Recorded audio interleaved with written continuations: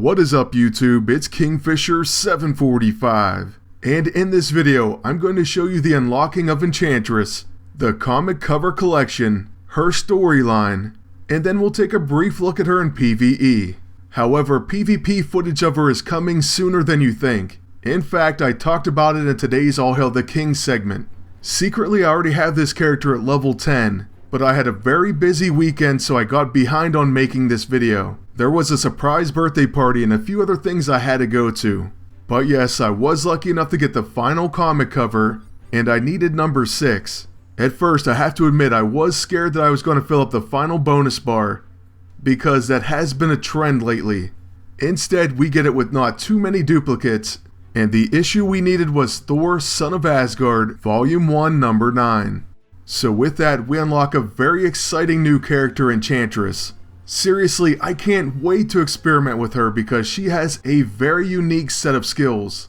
And now let's just see why she joined our team. The halls of Asgard have felt a bit empty as of late, with Midgard being this season's popular vacation destination. I am looking forward to traveling aboard your little cruise ship and taking in all the sights. I would like to see if it lives up to its reputation. Alright, well let's now turn our attention to her comic book cover collection, and then her story. So first we have the Journey into Mystery Volume 1 Number 103. This I believe is her first appearance. Next we have the Avengers Volume 1 Number 7. Another very early comic, so her collection would be quite expensive to get. That trend is not going to end because next we have Avengers Volume 1 Number 9. This looks like the first appearance of Wonder Man, but of course Enchantress is on the cover as well. Then we have Doctor Strange Sorcerer Supreme Volume 1 Number 12. This is a pretty cool cover and it's actually from 1989, so definitely easier to find. After that we have Thor, Son of Asgard Volume 1 Number 8. Then it's on to the last cover that we needed, Thor, Son of Asgard Volume 1 Number 9. Thor's artwork here reminds me of another character, but I can't quite place it. Still, moving on, next we have the Mighty Thor Volume 1 Number 14. And for the very final cover in this collection, it's the Mighty Thor Volume 1 Number 17. So let me know if you have this entire collection or which issues you're missing. You still have plenty of time, so don't start panicking yet. But now onto the storyline. For anyone who's interested, gather round for Enchantress to tell you a tale. It is good to see you again, Agent. I must say, meeting this way is much more civil and desirable than our usual run-ins. You are probably wondering, why does Amora the Enchantress wish to be here? What secret could she be hiding? Truly, Agent, I have hidden no secrets from you. I have always been honest with you, even from the beginning. So why do I wish to be here? In a word, Odin's son. Thor has been spending so much time in Midgard fighting the worthy and helping you collect those silly space rocks. It's time I reminded him that he can't live without me. We have both seen what the worthy are capable of, and we are both very aware that the 9 realms are in terrible danger. Or is it 10 now? Speaking of secrets, there are even whispers upon the winds that Ragnarok is on the horizon. If these truly are the end of days, I know who I would choose to be with. But now is not a time to be grim, it is a time to celebrate.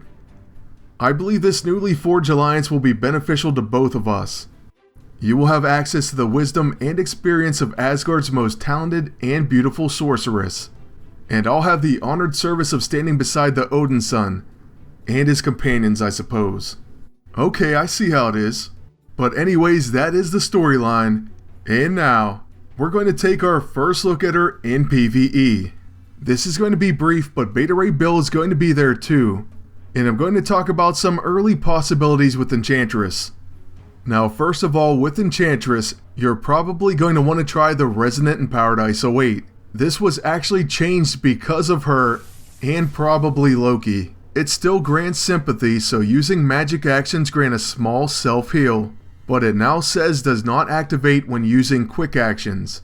That change, while at first upsetting, was most likely necessary. Still, it's going to be quite impressive on this character. Yes, her charm and her alluring voice won't count, but she can gain magic missile charges, and they will activate her heal. This means she'll still get multiple heals per turn. and that's never a bad thing. Because of her magic missile charges and her other magic abilities, she could be a great team up with Null. I can already tell you that's one team up I'm going to try out. If you're wondering why, it's because Meteor Swarm stacks are increased by magic effects. So Enchantress is going to increase these stacks quite a bit. It's similar to why I love magic with Luke Cage, or anyone with a lot of magic effects. Loki is another great example. The more magic attacks, quick actions, or abilities like magic missiles that a character has, the more stacks you can place on the enemies in a hurry. Besides the World Breaker though, she has a lot of great options. Spider-Woman is a pretty good team up, and with her being the next worthy, it may be incredible. It all depends on what they give her. Then of course there's Loki and Nico, Pestilence Beast, Morbius. The list goes on and on. So I'm going to have a lot of fun with her, and that means a lot of videos. You can look for those coming this week along with Beta Ray Bill PvP videos as well.